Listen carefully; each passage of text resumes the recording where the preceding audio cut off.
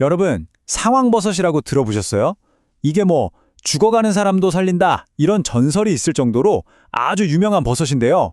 오늘 바로 이 신비로운 버섯에 얽힌 이야기들을 한번 제대로 파헤쳐 보겠습니다. 모든 이야기의 시작은 바로 이 한 문장이었어요. 뽕나무에서 나는 노란 덩어리 하나가 죽어가는 사람을 살린다. 와, 이 말 때문에 상황버섯은 그냥 버섯이 아니라 거의 신화적인 존재가 된 거죠. 자, 그래서 오늘 우리가 어떤 순서로 이야기를 풀어갈 거냐면요. 먼저 전설 속 이야기부터 시작해서 이게 과학적으로는 어떤 근거가 있는지, 그리고 집에서 차로 끓여 마시는 방법까지 한번 쭉 살펴볼 거예요.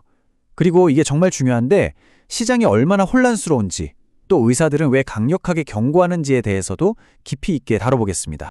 네, 그럼 첫 번째 이야기, 전설의 시작부터 한번 가볼까요? 이 상이버섯, 옛날 동의보감에도 상이라는 이름으로 나올 정도거든요.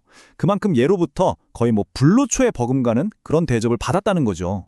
보시면 아시겠지만 전통의학에서는 진짜 거의 만병통치약처럼 쓰였어요. 특히 피를 멎게 하거나 소화계통을 다스리는데 아주 탁월한 효과가 있다고 알려져 있었죠. 근데 그냥 이런 민간요법 수준의 이야기가 어떻게 현대의학계에서 이렇게 뜨거운 감자가 됐을까요? 자, 바로 이 지점부터 이야기가 정말 흥미진진해집니다.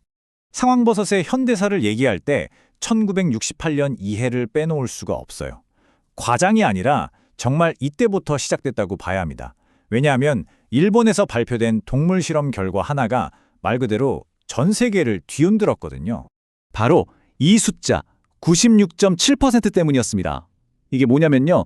암세포의 한 종류인 육종 180을 쥐한테 이식한 다음에 상황버섯 추출물을 투여했더니 글쎄 종양 성장이 96.7%나 억제됐다는 거예요. 거의 완벽에 가깝게 막아냈다는 거죠. 와, 진짜 놀라운 수치죠? 과학자들은 이 놀라운 효과의 비밀이 바로 베타글루칸이라는 성분에 있다고 봐요. 이게 뭐냐면 우리 몸의 면역세포들을 위한 일종의 개인 트레이너라고 생각하시면 이해가 쉬울 거예요. 옆에서 팍팍 하고 면역력을 바짝 끌어올려주는 역할을 하는 거죠. 자, 이렇게 막 대단한 이야기들을 듣고 나니까 그럼 나도 한번 먹어볼까? 하는 생각이 드실 수도 있잖아요. 그쵸? 그래서 가장 널리 알려진 방법, 상황버섯차 끓이는 법을 한번 같이 알아보겠습니다. 이게 보통 재배하시는 농가에서 추천하는 방법인데요. 핵심은 두 가지예요. 금속 용기는 피하고 아주 오랫동안 뭉근하게 다려내는 거. 그래야 좋은 성분들이 최대한 잘 우러나온다고 합니다. 이렇게 만든 차는요, 하루에 보통 컵으로 한 3잔 정도? 그러니까 약 700ml를 마시는 게 일반적인 권장량이라고 하네요. 어때요? 과정 자체는 꽤 간단해 보이죠? 그런데 말입니다. 여기서부터 이야기가 아주 복잡해져요. 사실 물을 끓이기도 전에 우리는 아주 큰 문제에 부딪히게 됩니다. 그 결정적인 문제가 뭐냐면요. 바로 상황이라는 이 이름 그 자체에서 시작돼요. 여러분, 우리가 흔히 말하는 상황버섯이 도대체 정확히 뭘까요? 자, 이게 정말 핵심인데요. 아까 그 96.7%라는 놀라운 연구 결과에 나왔던 버섯 있죠? 그 버섯의 정확한 학명은 펠리누스 린테우스예요. 그런데 우리가 부르는 상황이라는 이름은 여러 비슷한 버섯들을 그냥 뭉뚱그려서 부르는 뭐랄까 일종의 별명 같은 겁니다. 그러다 보니까 시장에서는 전혀 다른 종류의 버섯들이 전부 상황버섯이라는 이름으로 팔리고 있는 거예요. 특히 우리나라에서 가장 흔하게 재배되는 건 장수상황이라고 불리는 펠리노스 바움이라는 종인데 이건 그 유명한 연구에 쓰였던 린테우스랑은 아예 다른 종입니다. 아니, 근데 더 황당한 게 뭔지 아세요?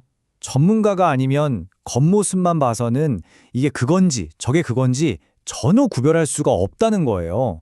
심지어 어떤 건 DNA 검사를 해봐야만 정확한 종을 알 수 있을 정도라니까요. 자, 시장이 이렇게 혼란스러운 것도 정말 큰 문제죠. 하지만 이건 시작에 불과합니다. 지금부터는 의료계에서 보내는 훨씬 더 심각하고 어쩌면 긴급하게까지 한 경고에 귀를 기울여 주셔야 합니다. 우리가 반드시 기억해야 할 사실이 하나 있어요.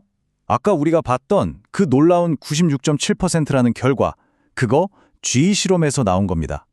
사람을 대상으로 한 제대로 된 대규모 임상시험을 통해서 그 효과와 안전성이 입증된 데이터는 사실상 거의 없다고 봐도 무방합니다. 그래서 암 환자분들이나 가족분들이 항암 치료 중에 상황버섯 먹어도 되나요? 라고 물으면 삼성서울병원 같은 큰 병원에서 내놓은 답변은 아주 단호하고 명확해요. 바로 아니요, 드시면 안 됩니다. 이게 그냥 에이, 혹시 모르니까 조심하세요 이 정도 수준의 경고가 아니에요. 실제로 항암제의 효과를 떨어뜨릴 수도 있고 더 나아가서 심각한 간 손상을 일으킬 수도 있는 아주 명백한 위험이 있기 때문입니다. 그러니까 좋으려고 먹는 건데 오히려 치료에 방해가 될 수 있다는 거죠. 그리고 또 많이들 믿으시는 속설 중에 항암 치료 때문에 떨어진 백혈구 수치를 이게 높여준다 이런 말이 있거든요. 그런데 의사들은 이 역시 의학적 근거가 전혀 없는 이야기라고 딱 잘라 말합니다. 백혈구 수치는 어떤 특별한 음식을 먹어서 오르는 게 아니라 시간이 지나면서 우리 몸이 스스로 회복하는 거예요. 자, 결국 우리는 이 질문 앞에 서게 되는 것 같습니다. 과연 상황버섯은 고대의 지혜가 담긴 기적의 치료제일까요? 아니면 불확실한 효과에 심각한 위험까지 감수해야 하는 위험한 도박일까요? 오늘 이야기의 진짜 핵심은 어쩌면 상황버섯 그 자체에 대한 이야기가 아닐지도 모릅니다. 상황버섯이든 다른 어떤 건강 보조식품이든 특히 중요한 치료를 받고 계시다면 반드시 정말 반드시 의사나 약사와 먼저 상의해야 한다는 것, 도움이 되려고 했던 작은 시도가 오히려 큰 해가 될 수도 있다는 사실을 우리 모두 꼭 기억했으면 좋겠습니다.